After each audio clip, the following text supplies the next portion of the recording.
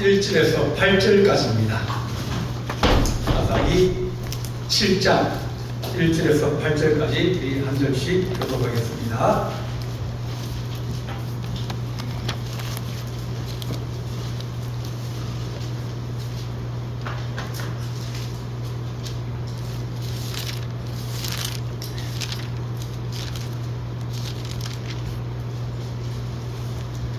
율법바알을 기드온과 그를 따르는 모든 백성이 일찍이 일어나 하루 샘 곁에 진쳤고 미디안의 진영은 그들의 북쪽이요 모래 산 앞 골짜기에 있었더라. 여호와께서 기드온에 이르시되 너를 따르는 백성이 너무 많은즉 내가 그들의 손에 미디안 사람을 넘겨주지 아니하리니 이는 이스라엘이 나를 거슬러 스스로 자랑하기를 내 손이 나를 구원하였다 할까 함이니라. 이제 너는 백성의 귀에 외쳐 이르기를 누구든지 두려워 떠는 자는 길라앗산을 떠나 돌아가라 하라 하시니 이에 돌아간 백성이 22,000명이요 남은 자가 10,000명이었더라. 여호와께서 또 기드온에게 이르시되 백성이 아직 많으니 이들을 인도하여 물가로 내려가라. 거기서 내가 너를 위하여 그들을 시험하리라. 내가 누구를 가리켜 내게 이르기를 이 사람이 너와 함께 가리라 하면 그는 너와 함께 갈 것이요 내가 누구를 가리켜 내게 이르기를 이 사람은 너와 함께 가지 말 것이라 하면 그는 가지 말 것이라 하신지라. 이에 백성을 인도하여 물가에 내려가매 여호와께서 기드온에게 이르시되 누구든지 개가 핥는 것 같이 혀로 물을 핥는 자들을 너는 따로 세우고 또 누구든지 무릎을 꿇고 마시는 자들도 그와 같이 하라 하시더니 손으로 움켜 입에 대고 핥는 자의 수는 300명이요 그 외의 백성은 다 무릎을 꿇고 물을 마신지라.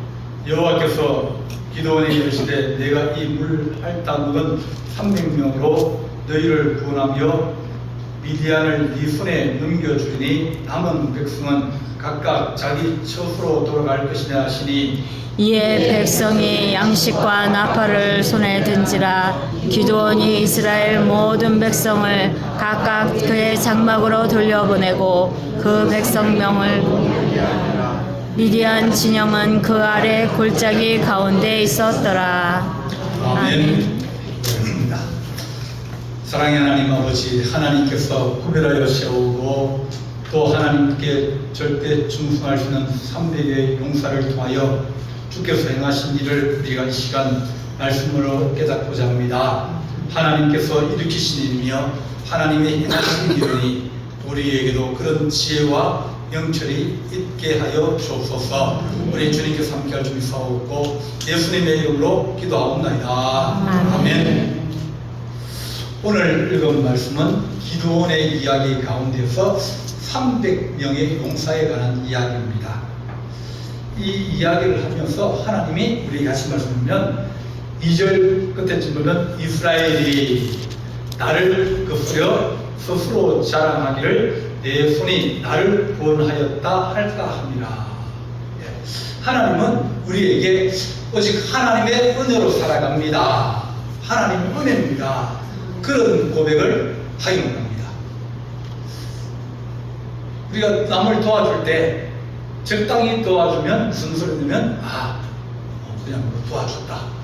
내가 열심히 했는데 그도 도와주었다. 그렇게 말합니다. 그러면 그 사람이 힘든 거 보고 전적으로 다 도와주면 그 사람이 하는 얘기면 아이고 내가 저 사람을 썼으면 내가 안 될 뻔했는데 내가 정말 어려워질 뻔했는데 저 사람이 나를 구원해줬다. 나를 도와줬다. 이렇게 모든 공로를 그 도와준 사람, 자기에게 힘을 쓴 사람, 그 사람에게 돌려야 되는데 근데 적게 도와주면 또 너무 쉽게 이루어지면 그러면 공로는 반만 남는다. 나도 좀 가져가고 그 다음에 하나님을 좀 드리고 그렇게 되겠다. 근데 하나님은 우리에게 말씀하시기를 너희가 온전히 하나님께 영광 돌리기 원한다. 그런 말씀하십니다. 성경에 보면 여러 가지 기적들이 많이 나와요. 근데 어떤 사람이 감기에 걸려가지고 3일 동안 아팠는데 주님께 나와서 감기를 위해서 기도했더니 나았더라. 그런 얘기 나옵니까? 왜요? 감기는 3일이 아니라 그냥 일주일, 약 안 먹어도 일주일, 약 먹어도 일주일, 그럼 지나가면 낫습니다. 예. 그 머리가 아침에 좀 띵했는데, 예. 그런데 주님께서 오셔가지고 그건 머리 아픈 것을 머리를 맑게 해주셨다. 그런 얘기가 성경에 나옵니까? 안 나옵니까? 안 나옵니다. 하나님 은혜가 아니라 내가 좀 시간 좀 지났더니 정신이 맑아졌다. 네. 사람들이 그것이 무엇 때문에 누구 때문에 된지를 분명하게 알기로 합니다. 날 때부터 소경된 사람이 있습니다. 이 사람이 날 때부터 소경돼 가지고 본 적이 없어요. 그 다른 말 눈이 있겠습니까? 없겠습니까?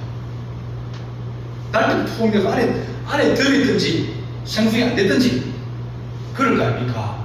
그러면 그 사람을 눈을 뜨게 할 수 있겠습니까? 없겠습니까? 눈이 보다가 멀어져가지고, 이제 뭐 사고를 이래가지고, 그런 경우는 치료해가지고 좋아지는 경우도 있어요. 그런데 눈이 없는 사람, 한 번도 본 적이 없는 사람, 그런 사람을 눈을 뜨게 한 사람이 있습니까? 없습니다. 그러니까, 왜 그런 사람, 나무에서부터 안전뱅이 된 사람, 그 사람을 주님께서 이렇게 세웠다. 아무도 그 사람 한번 봤습니까? 내가 대학교 2학년 때인가 제 교회에서 학생회를 기도하면서 기도하는데 그때는 믿음이 있어가지고 뭘 하면 다 나을 것 같아요. 그래서 학생회 하러 갔는데 누가 이제 없고 우리가 예배실, 학생회 예배실은 지하 기도실에서 드렸거든요. 1층은 귀락교 드리고 종목을 숫자가 적으니까 지하에 있는 기도실에 드리고 2층은 예배실이고 그랬는데 애를 업고 내려온 거예요. 학생을 기도하다 보니까 그래서 성경에도 안전뱅이 주님 고쳤다 그런 나오잖아요. 그래서 딱 기도하다가 딱 손을 잡았는데 다리가 요만해요. 그러니까 아무도 없고 뼈만 남은 거예요. 뼈도 약해가지고요. 그러니까 업고 다니는 거예요. 딱 잡았는데 안 되겠구나. 안 되겠구나. 왜냐면 정말 뼈에다 가죽 많이 들어간 거예요. 아무것도 없는 거예요. 내가 그때 낫게 했으면 여기 안 있습니다. 전 세계를 돌아다녀서 그래서 다 낫게 하고 돌아다녔을 거예요. 여러분 주부에 보면 박동희 장로님이라고 지금 두 번째 글 나오죠. 이분은 장로님이신데, 성교회 장로님이신데 아주 신의 능력이 뛰어나신 분입니다. 우리 성교회에서 아마 신의 능력이 제일 뛰어나신 분인데 장로님이십니다. 그래서 이제 우리가 지난주도 요즘하고 다음 주까지 내려고 생각하고 있는데 그런 분들이 낫게 할 때 어떤 사람이 제일 감사하고 또 늘 그 장로님을 이야기하고 칭찬하고 또 하나님을 자랑할까? 누가 하겠습니까? 환자. 아무로 죽는다고 사형 수고내는 사람, 못 고친다고 데려가라는 사람, 그런 사람, 병원에서 안 된다고 해가지고 방법이 없는 그런 사람을 데려와서 기도해서 나으면 그러면 의사도 못 고친다고 그랬는데 이제 방법이 없다고 그랬는데 근데 이 장로님이 데려와가지고 기도했더니 하나님이 고쳐주셨다. 그럼 장로님은 뭐라 그럽니까? 누가 고쳤죠? 하나님이. 하나님 고쳤다고 해요. 그러니까 내가 신유의 능력을 가지고 있지만 그 일을 하시는 하나님이시다. 사람이 못하고 사람이 할 수 없는 그런 일들을 하나님이 온전히 하셨다. 그러니까 어떻게 하든지 하나님께 모든 영광이 다 돌아가도록 이렇게 올려드리고 또 하나님 높이고 그렇게 해야 되는 그것이 하나님의 역사다. 작은 일을 사람들이 그냥 지나가도 시간만 지나가면 다 낫는데 어려워지고 힘들어지고 더 이상 방법이 없으면 그러면 뭡니까? 의지할 게 없잖아요. 누굴 찾아가도 고침을 받지 못하고 낭비하고 그렇게 되어다가 주님이 그 여인의 혈류병을 고쳐주고 계속 피를 쏟으니까 사람이 살 수가 없는 거예요. 근데 주님이 고쳐줬어요. 그럼 그 여자가 뭐라고 그랬습니까? 내가 오랫동안 병원은 다 다녀보고 내가 돈을 다 쓰고 그런데도 못 낫게 못 나왔는데 주님이 나를 고쳐주셨다.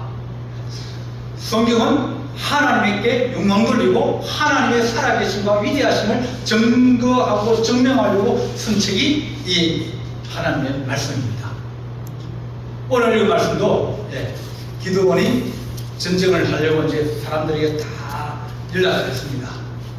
우리가 너무 고통을 당하니까 우리가 미디안과 아말렉과 동방 사람들이 모여가지고 이제 집으로 왔는데 우리가 나라를 지키지 않느냐, 우리가 못 지키면 우리 집도 불타고 우리 자녀들도 끌려가고 다 우리 망한다, 싸우자, 이래도 죽고 저래도 죽으면 우리가 싸워서 우리 한번 해보자, 하나님이 도우실 거다.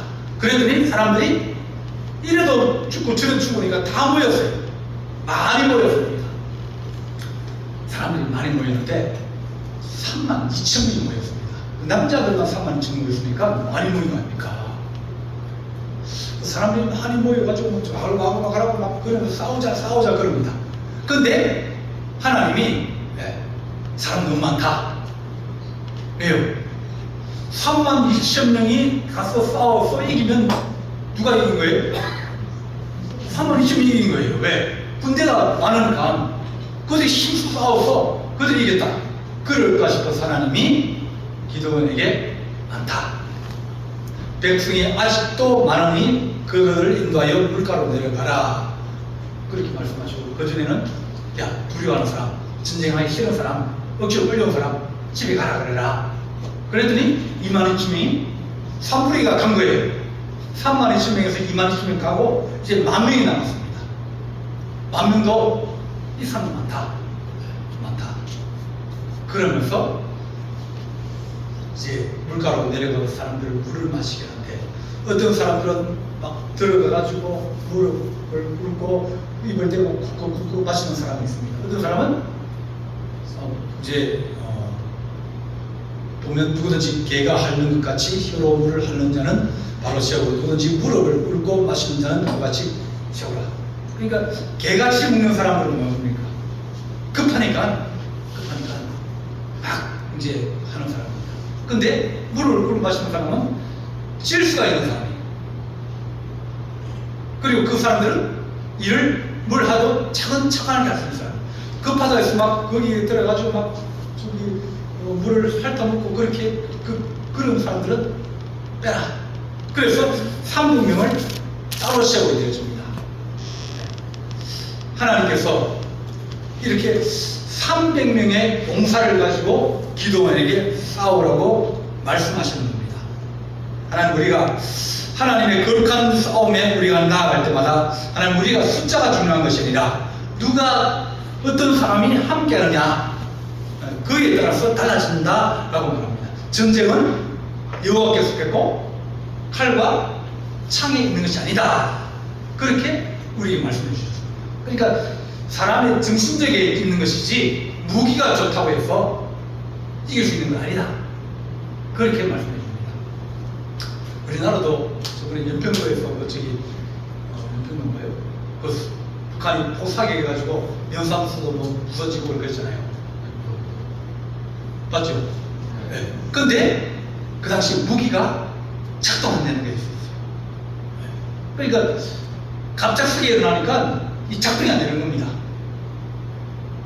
이렇게 좋은 무기를 가지고 있어도 그걸 사용할 사람이나 좋은 무기를 가지고 있어도 그것이 준비가 안 돼 있으면 그러면 그건 별로 소용이 없다. 그렇게 말할 수 있습니다. 이제 전쟁을 이제 많이 하지 않습니까?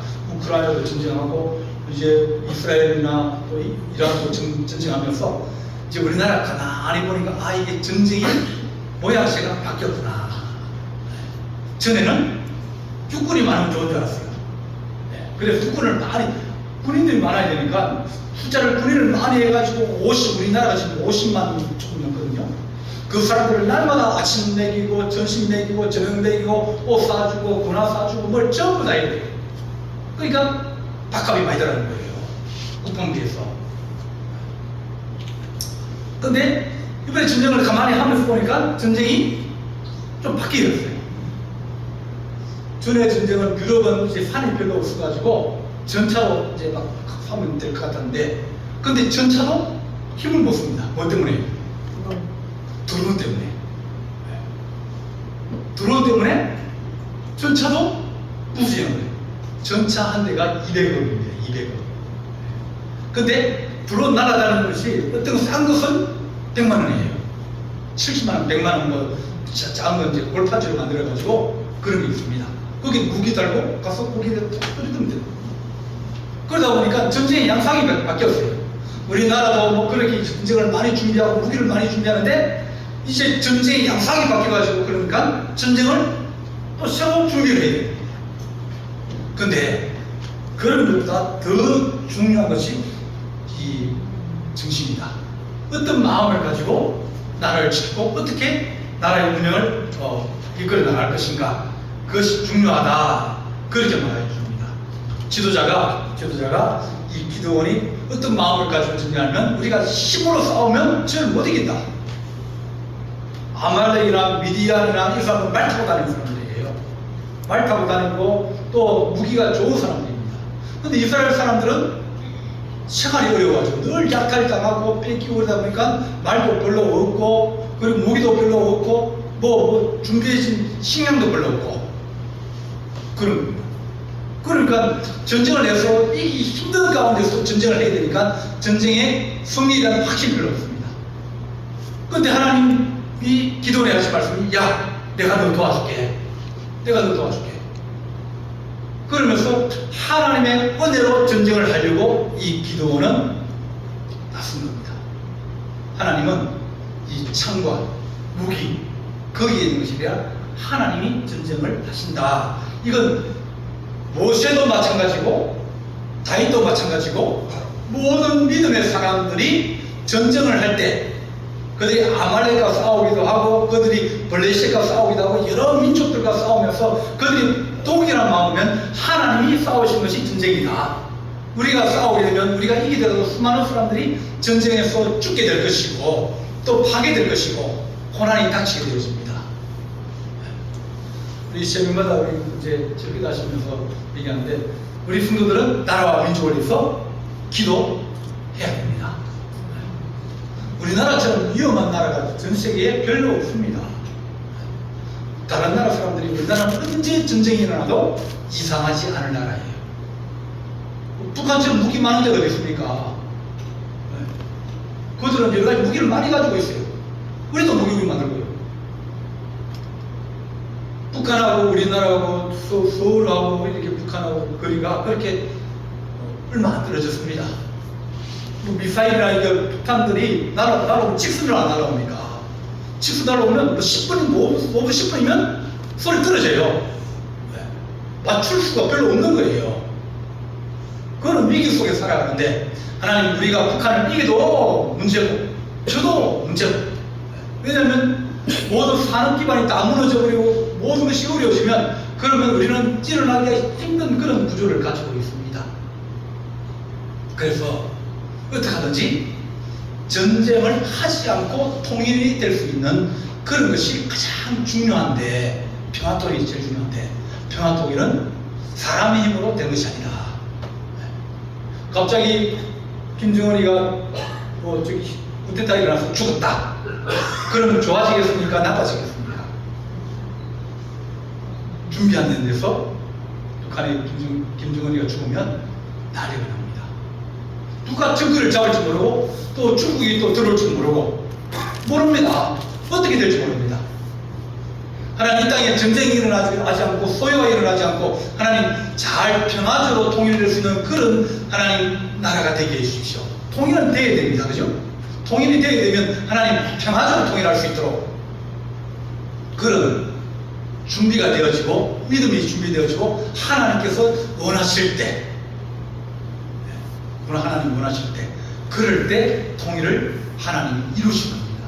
우리는 늘 그걸 위해 기도하고 있고 하나님께 의뢰하고 하나님께서 이 전쟁을 하나님 우리의 마음으로 하거나 우리가 어떤 뭐 위기를 넘어서려고 전쟁을 일으키거나 그렇지 않게 하셔서 사람들의 뜻으로 이것이 통일되는 길에 하나님의 뜻이 이루어지기를 원합니다. 좋은 나라가 되어지기를 원합니다.